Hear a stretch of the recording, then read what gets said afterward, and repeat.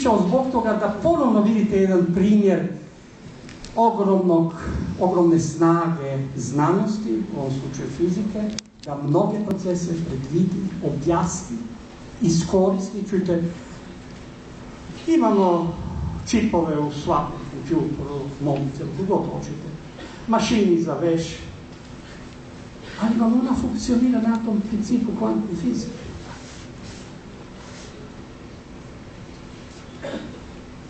Kako razumijete? Dakle, jedno je što su Bohr i Einstein rekli, mi ne razumijemo i nitko ne razumije.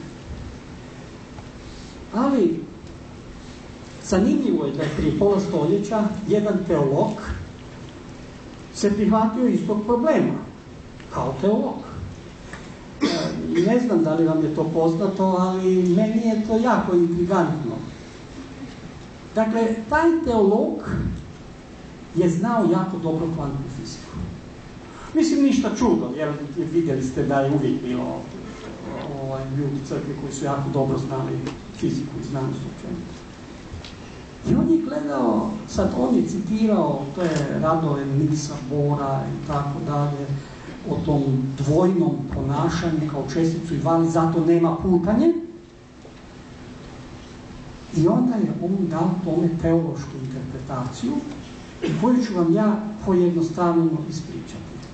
Koja se meni sviđala jer mi nekad se čini onako jednostavna, razumljiva i možda da se oslobodimo nekih kompleksa. Ja se recimo kao student patio od kompleksa što to nisam razumio. Meni moji profesori nisu rekli da mi oni ne razumiju. A moram reći da niti knjige koje sam čitao, da ni unutra autor mi je rekao da ni on ne razumije. Mislim sam ja malo bedastiji, pa zato ne razumijem. Onda kad sam bio u Kopenhagenu nekoliko godina i tamo naučio to da ni Bohr ni Einstein nisu razumjeli, ali su oni priznali da ne razumiju, onda sam bio sav sretan. Ali kako